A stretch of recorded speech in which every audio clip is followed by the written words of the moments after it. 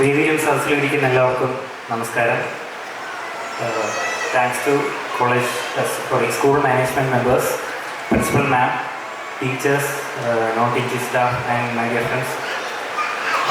And special thanks to Jacob sir for considering me.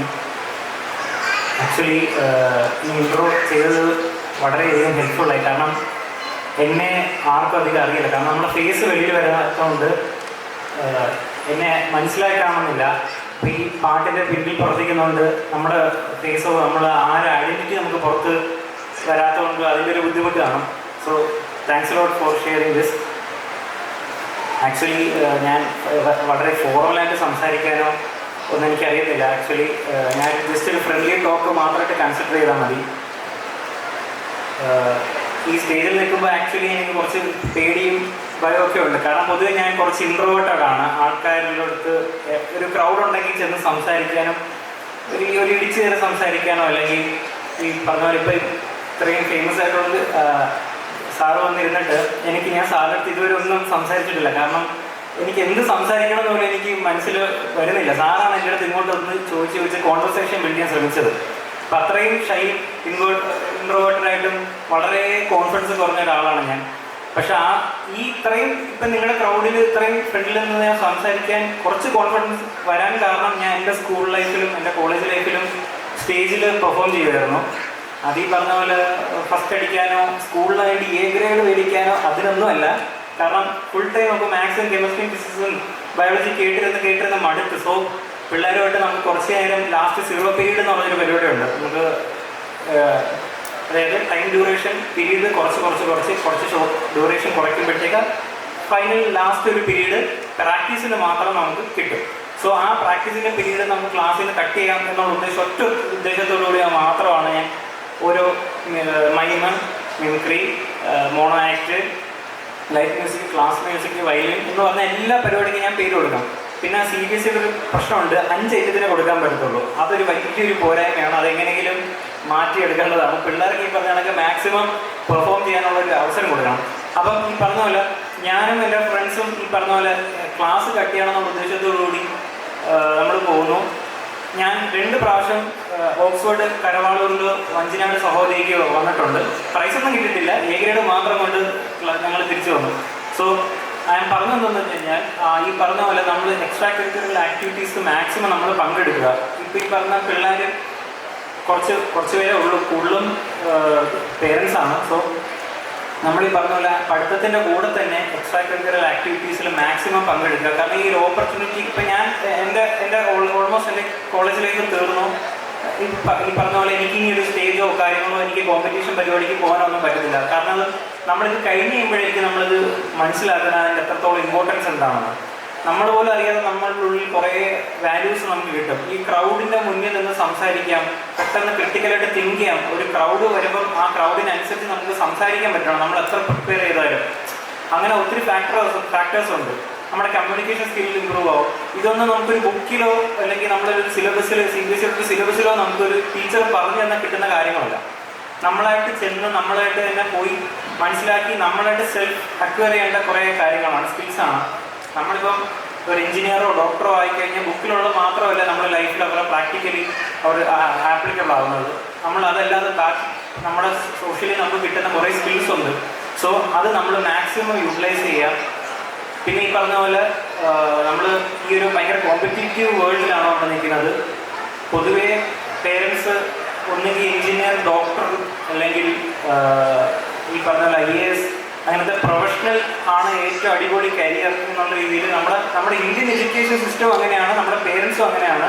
പ്രത്യേകിച്ച് Indian parents ഈ പറഞ്ഞ പോലെ ഈ ഒരു സോ കോൾഡ് പ്രൊഫഷനാണ് ഏറ്റവും സുപ്രീം, ബാക്കിയെല്ലാം അത്ര അടിപൊളിയല്ല എന്നുള്ളൊരു മൈൻഡ് സെറ്റിലാണ് നിൽക്കുന്നത്. പക്ഷെ ഒരിക്കലും അങ്ങനെ ചിന്തിക്കരുത്. കാരണം ഒരു ആർട്ട് ഇഷ്ടപ്പെടുന്ന ഒരു കുട്ടിക്ക് ഇനി എത്ര പറഞ്ഞാലും ക്ലാസ്സിൽ ടോപ്പർ ആകാൻ പറ്റത്തില്ല. അത് ഈ പറഞ്ഞ പോലെ ഞാൻ ആ പ്ലേസിൽ നിന്നുകൊണ്ട് എനിക്ക് മനസ്സിലാവും.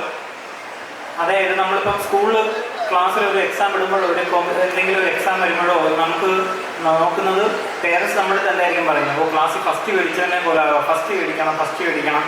പക്ഷേ എന്നാൽ നമ്മൾ മനസ്സിലാക്കുന്ന ഫസ്റ്റ് മേടിക്കുന്നതിൻ്റെ ഇൻട്രസ്റ്റ് വേറെ ആയിരിക്കും, അവന് കിട്ടുന്ന എക്സ്പോസർ വേറെ ആയിരിക്കും, അവന് കിട്ടുന്ന റിസോഴ്സ് വേറെ ആയിരിക്കും.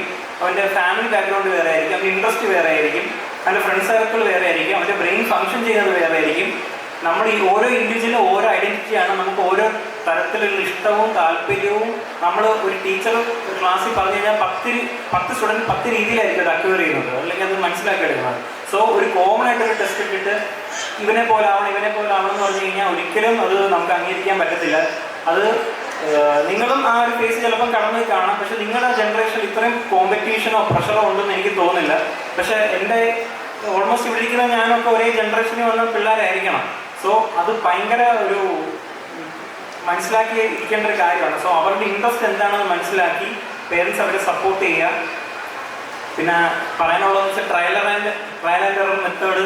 ഈ പറഞ്ഞ ക്രോണ്ടേക്ക് എന്ന് പറഞ്ഞൊരു പുള്ളിയുണ്ട്. അത് പുള്ളി ഒരു സൈക്കോളജിസ്റ്റാണ്. BEd psychology പേപ്പറുണ്ട്. ഇവിടുത്തെ ടീച്ചേഴ്സിനെ എല്ലാം മനസ്സിലാവും ക്രോണ്ടേക്ക് ട്രയൽ ആൻഡ് എറർ മെത്തേഡ്. അത് കേൾക്കുമ്പോൾ നമുക്ക് കുറച്ച് ഫണ്ണിയായിട്ട് തോന്നുമെങ്കിലും ശരിക്കും നമ്മൾ ലൈഫിൽ ആപ്ലിക്കബിൾ ആക്കേണ്ട ഒരു കാര്യമാണ്. ആ എക്സ്പെരിമെൻ്റ് പറയുന്നത് എന്താണെന്ന് വെച്ച് കഴിഞ്ഞാൽ ഒരു ബോക്സിനകത്ത് ഒരു പൂച്ച ഇട്ട് വെച്ചിട്ടുണ്ട്. അതിനകത്ത് 2 ലിവറുണ്ട്. ഒരു ലിവർ തൊട്ട് കഴിഞ്ഞ് കഴിഞ്ഞാൽ ഇലക്ട്രിക് ഷോക്ക് അടിക്കും, ഒരു ലിവർ തൊട്ട് കഴിഞ്ഞാൽ ഫുഡ് കിട്ടും. അപ്പോൾ ഈ പൂച്ച ആദ്യമേ പോയിട്ട് ഒരു ലിവറിൽ തൊടുമ്പോഴത്തേക്കിന് അത് ഷോക്ക് അടിക്കും. അപ്പോൾ മനസ്സിലായി ഇതിനകത്ത് ഷോക്കുണ്ട്. രണ്ടാമത് ഒന്നുകൂടെ തട്ടിയപ്പോഴത്തേക്കും വീണ്ടും ഷോക്ക് അടിച്ചു. അപ്പോൾ അത് കൺഫേം ആയി, ഓക്കെ ഇതിനകത്ത് ഷോക്കാണെന്ന് മനസ്സിലായി. രണ്ടാമത് അപ്പുറത്തെ സ്വിച്ചിൽ പോയി ലിവർ ഞെക്കുമ്പോഴത്തേക്ക് അതിന് ഫുഡ് കിട്ടി. അപ്പോൾ ഇതിന് മനസ്സിലായി, ഓക്കെ ഈ രണ്ടാമത്തെ സ്വിച്ച് ഞെക്കുമ്പോഴാണ് ഫുഡ് കിട്ടുന്നത്. അപ്പോൾ നമ്മുടെ ലൈഫിലും ഈ സെയിം സാധനം നമ്മൾ പഠിക്കുന്നുണ്ട്. അതായത് നമ്മൾ കാർ ഓടിക്കാൻ പഠിക്കുന്ന എങ്ങനെ മിസ്റ്റേക്കിൽ കൂടെയാണ്. നമ്മളൊന്ന് ട്രൈ ചെയ്ത് നോക്കിയെങ്കിൽ ഇത് സക്സസ് ആവുകയോ എന്ന് നമുക്ക് പറയാൻ പറ്റത്തുള്ളൂ. ഒരു സ്റ്റുഡൻറ്റും അല്ലെങ്കിൽ ഒരു പ്രൊഫഷൻ ചൂസ് ചെയ്യുമ്പോഴത്തേക്ക് നമ്മൾ ഓക്കെ ഇതാണ് നമ്മുടെ പ്രൊഫഷൻ, ഇതാണ് നമ്മുടെ ഗോൾ എന്ന് വിചാരിച്ച് നമുക്ക് ഡയറക്റ്റ് അവിടെ പോയി അപ്രോച്ച് ചെയ്ത് നമുക്ക് സക്സസ് ആവുന്നില്ല. ചിലപ്പോൾ ഫെയിലിയർ ആവുക. നമ്മൾ ട്രൈ ചെയ്ത് നോക്കുമ്പോഴേ നമുക്ക് മനസ്സിലാവത്തുള്ളൂ ഇത് സക്സസ് ആവുമോ ഫെയിലിയർ ആവുമെന്നുള്ളത്. ആ ഫെയിലിയർ ഒരിക്കലും അത് ഫെയിലിയർ അല്ല, നമ്മൾ വിടാതെ ശ്രമിച്ചുകൊണ്ടിരിക്കണം. ആ ശ്രമം നിർത്തുന്നതാണ് ഫെയിലിയർ, അല്ലാതെ അവിടെ നമ്മൾ ഫെയിലിയർ ആവുന്നില്ല. നമ്മൾ ശ്രമിച്ച് നോക്കുമ്പോഴേ നമുക്ക് മനസ്സിലാവുള്ളൂ ഇത് എൻ്റെ ഇൻട്രസ്റ്റ് അല്ല. കാരണം എനിക്കറിയാം ഈ ഒരു പ്രായത്തിൽ കുട്ടികളെ പേരൻസിൻ്റെ ഇഷ്ടത്തോടുകൂടി പാട്ട് ക്ലാസ്സിന് വിടും, ചിലപ്പം ഡാൻസ് ക്ലാസ്സിന് വിടും, ഡ്രോയിങ് ക്ലാസ്സിന് വിടും. ചിലപ്പോൾ ഡ്രോയിങ് ക്ലാസ്സിന് പഠിക്കുന്ന കുട്ടിക്ക് ചിലപ്പോൾ ഇഷ്ടം പാട്ടായിരിക്കാം, പേരൻസ് അത് മനസ്സിലാക്കുന്നില്ല. അപ്പോൾ കുറച്ച് കഴിയുമ്പോഴത്തേക്ക് എൻ്റെ കുറച്ച് പ്രായം ആകുമ്പോഴത്തേക്ക് മനസ്സിലാവും. അമ്മയുടെ ചെന്ന് പറയാം എനിക്ക് ഡ്രോയിങ് ഇഷ്ടമല്ല, എനിക്ക് പാട്ടാണ് ഇഷ്ടം എന്ന് പറയുമ്പോൾ നിനക്ക് ഇതാണ് പരിപാടി, പെട്ടെന്ന് എനിക്ക് ഇൻട്രസ്റ്റ് മാറുന്നു. പക്ഷേ കുട്ടി റിയലൈസ് ചെയ്യുന്ന കുറച്ച് കഴിഞ്ഞാൽ എൻ്റെ ഇൻട്രസ്റ്റ് ഇതല്ലല്ലോ. സോ നമ്മളെപ്പോഴും അവരെ സപ്പോർട്ട് ചെയ്യുക, അവരുടെ മെൻ്റൽ ഹെൽത്ത് എപ്പോഴും നമ്മൾ കൺസൾട്ട് ചെയ്യുക, അധികം പ്രഷർ കൊടുക്കാതിരിക്കുക. പിന്നെ എനിക്ക് പറയാനുള്ളത് ലിമിറ്റഡ് റിസോഴ്സ് ഉപയോഗിച്ച് നമ്മൾ ഇപ്പോഴേ കാര്യങ്ങൾ ചെയ്യാൻ തുടങ്ങാം. എനിക്ക് പറയാനുള്ളത് എൻ്റെ ലൈഫിൽ ഞാൻ 16-ാമത്തെ വയസ്സിലെങ്ങാണ്ടാണ് ഞാൻ മ്യൂസിക് ഫസ്റ്റ് കമ്പോസ് ചെയ്യുന്നത്. അപ്പം എനിക്ക് മ്യൂസിക് കമ്പോസിഷൻ എന്താണെന്ന് അറിയുന്നത് ഞാൻ യൂട്യൂബിൽ കൂടെയാണ്.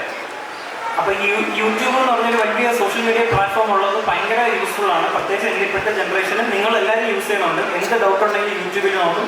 അപ്പോൾ യൂട്യൂബിൽ കൂടെയാണ് മ്യൂസിക് പ്രൊഡക്ഷൻ പഠിച്ചത്. കാരണം ഇതേപോലെ എനിക്ക് ചെയ്യാൻ പറ്റുമെങ്കിൽ നിങ്ങൾക്ക് എല്ലാവർക്കും എന്തെങ്കിലുമൊക്കെ സ്കിൽസ് നമുക്ക് ഡെവലപ്പ് ചെയ്യാൻ പറ്റും. എൻ്റെ ഇൻട്രസ്റ്റ് ഞാൻ അപ്പോഴാണ് മനസ്സിലാക്കിയത്. നിങ്ങളുടെ ഇൻട്രസ്റ്റ് എന്താണോ അത് മനസ്സിലാക്കിയിട്ട് നിങ്ങൾക്ക് ബേസിക്കായിട്ട് എന്താണ് റിസോഴ്സ് ഉള്ളത് അത് വെച്ച് തുടങ്ങും. ഇപ്പോൾ തന്നെ ഈ സ്കൂള് ഓക്കെ ഫോർ എക്സാമ്പിൾ ഞാൻ എക്സാമ്പിൾ പറയാം, 10 കോടി ഉണ്ടെങ്കിൽ ഈ സ്കൂളിൽ തുടങ്ങാൻ പറ്റുമെന്ന് വിചാരിച്ച്, അതായത് +2 വരെ തുടങ്ങാൻ പറ്റുമെന്ന് വിചാരിച്ച് നിന്ന് കഴിഞ്ഞാൽ ചിലപ്പോൾ തുടങ്ങാൻ പറ്റണമെന്നില്ല. ഒരു ബേസിക് ഓക്കെ 1 തൊട്ട് 7-ാം ക്ലാസ് വരെ ഒരു സ്കൂളിൽ തുടങ്ങാം, എന്നിട്ട് നമുക്ക് ഡെവലപ്പ് ചെയ്യാം. ഉള്ള റിസോഴ്സ് എത്രയാണ് നമ്മുടെ ഉള്ളത് അത് വെച്ച് സ്റ്റാർട്ട് ചെയ്യാം എന്ന് മാത്രമേ ഉള്ളൂ. ഈ സെയിം സാധനം ഞാൻ എൻ്റെ ലൈഫിലും സംഭവിച്ചിട്ടുണ്ട്. അതുകൊണ്ടാണ് ഇത്ര കോൺഫിഡൻ്റ് ആയിട്ട് പറയുന്നത്. കാരണം എൻ്റെ കയ്യിൽ ലാപ്ടോപ്പ് ഉണ്ട്, 4GB റാമിൻ്റെ ലാപ്ടോപ്പ്.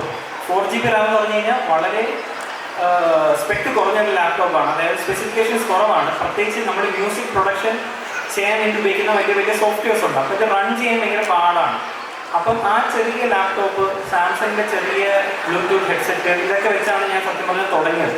അപ്പം എൻ്റെ മനസ്സിൽ അന്ന് എൻ്റെ എല്ലാവരും ഉപയോഗിക്കുന്ന പ്രൊഫഷണൽ ഗിയേഴ്സോ എക്യുപ്മെൻറ്റ്സോ, പ്രൊഫഷണലായിട്ട് ഉപയോഗിക്കുന്ന മൈക്ക് വേണം, പ്രൊഫഷണലായിട്ട് ഉപയോഗിക്കുന്ന കമ്പ്യൂട്ടർ വേണം, 18GB റാമിൻ്റെ സ്പെക്ക് വേണം എന്ന് പറഞ്ഞ് ഞാൻ തുടങ്ങാതിരുന്നിരുന്നെങ്കിൽ ചിലപ്പോൾ എനിക്ക് ഇവിടെ വന്ന് നിൽക്കാൻ പറ്റത്തില്ലായിരുന്നു.